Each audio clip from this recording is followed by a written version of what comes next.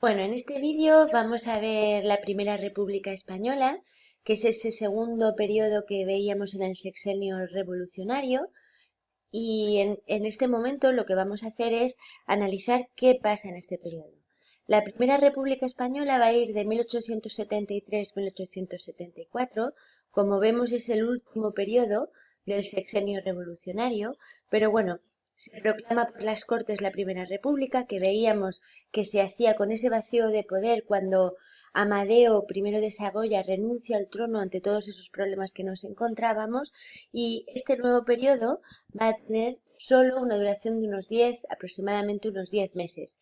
Se va a caracterizar por mucha conflictividad. Hay dos conflictos importantes bélicos que van a determinar el carácter de esta Primera República Española, que va a ser la independencia de Cuba, que es una colonia española, y la Tercera Guerra Carlista. Además, se caracteriza por tener mucha inestabilidad política. De hecho, se van a suceder en varios presidentes de gobierno, lo que indica que en una duración tan pequeña de tiempo, que ya tres presidentes, nos da idea de esa inestabilidad. Teníamos, por ejemplo, a Piri Margal, a Salmerón y a Castelar. Es un periodo muy inestable políticamente.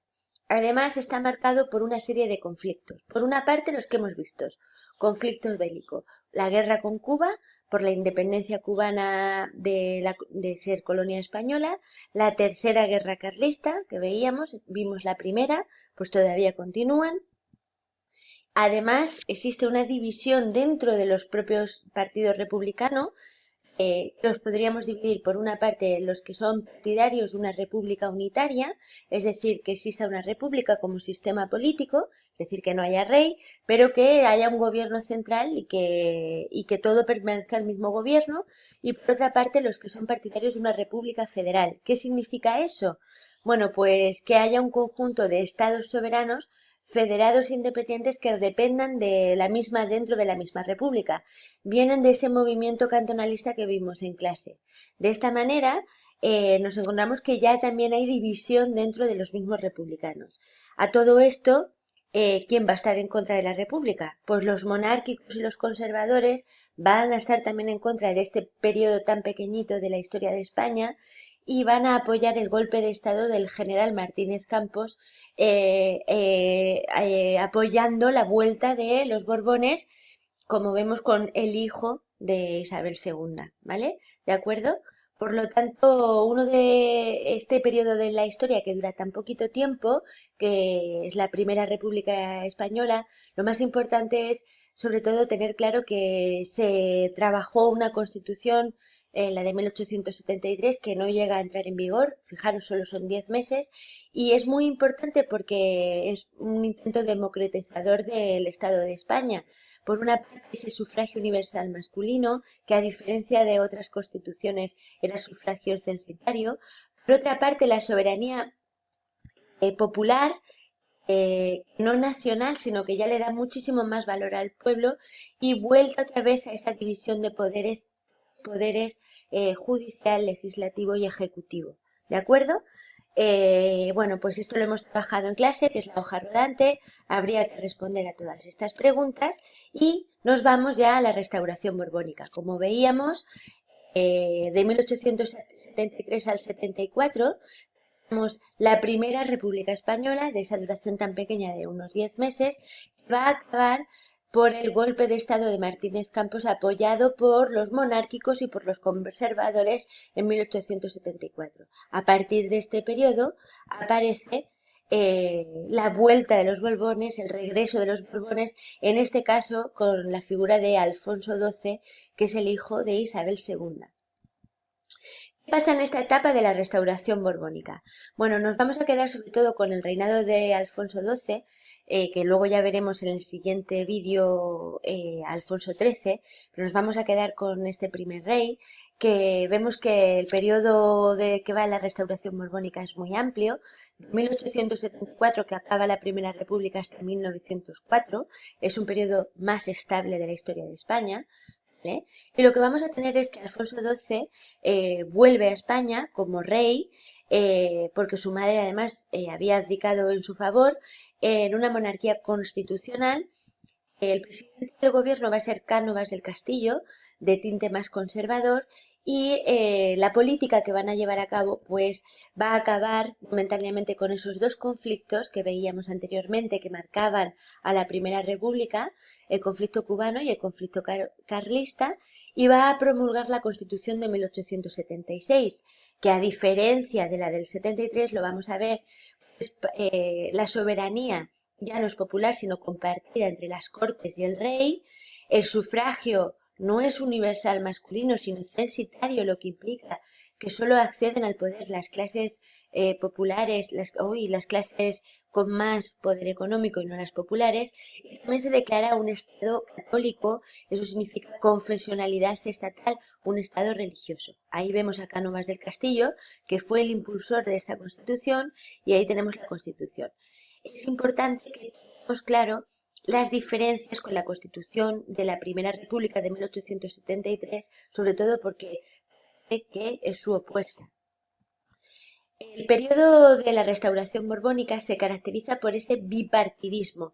Es un periodo en el que va a haber un turnismo político, una alternancia en el poder, esto sobre todo del partido de los conservadores, y del partido de los liberales.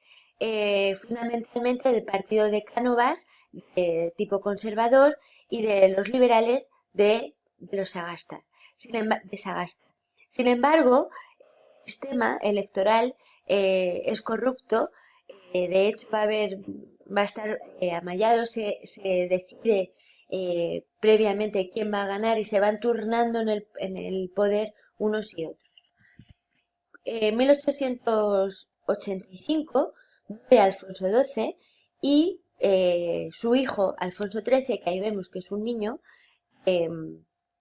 pues el rey, pero como es menor de edad, va a haber una regencia. En este caso, igual que la regencia que veíamos en el reinado de Isabel II, aquí va a ser también su madre, que es María Cristina, pero de Habsburgo. Ojo, ojo con eso, ¿vale? Y en este periodo se va a caracterizar por un continuismo por las políticas de su marido, de Alfonso XII, pero sobre todo por el que va a ser el final del colonialismo español, muy importante para la economía española. De hecho, vamos a tener ahí las insurrecciones de Cuba y Filipinas. De hecho, en esta regencia se va a marcar por la guerra de Cuba o el desastre del 98, y es que Estados Unidos va a entrar en conflicto apoyando a los independentistas cubanos en contra de España. La guerra va a acabar firmando el Tratado de París, en el que en 1898 se va a ceder a Estados Unidos Cuba, Filipinas y Puerto Rico, que eran colonias españolas. Es una guerra que va a tener muy poco apoyo popular en España, sobre todo porque se pierden las colonias, es un desastre económico, pero también por las pérdidas de civiles que supone, ¿no? ¿Qué ocurre esta vez con la sociedad española?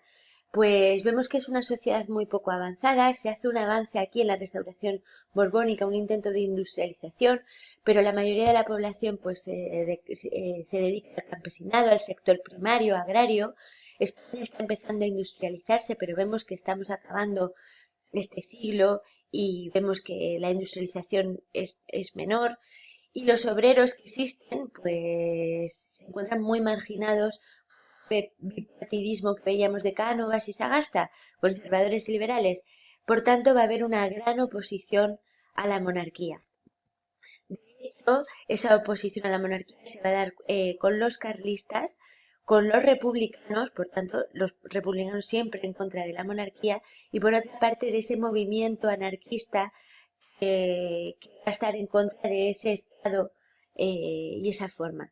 De hecho, en 1879 se funda el PSOE, empiezan a aparecer nuevos partidos políticos, vemos que hay que se llama Pablo Iglesias también, igual que el Pablo Iglesias el político de hoy, y va a hacer su aparición en la escena política en este año con ese movimiento obrero que empieza a surgir.